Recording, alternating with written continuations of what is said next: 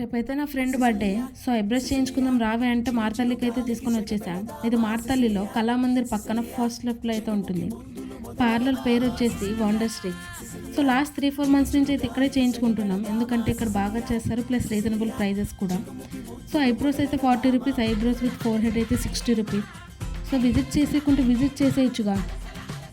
అసలే friend birthday, పైగా బయట ఉన్నాం, బుద్ధున్నోడు అడని ఛాన్స్ వదులుకుంటాడు. సో మాకు బుద్ధి ఉందిలేండి, అందుకే మేమైతే వదులుకోలేదు.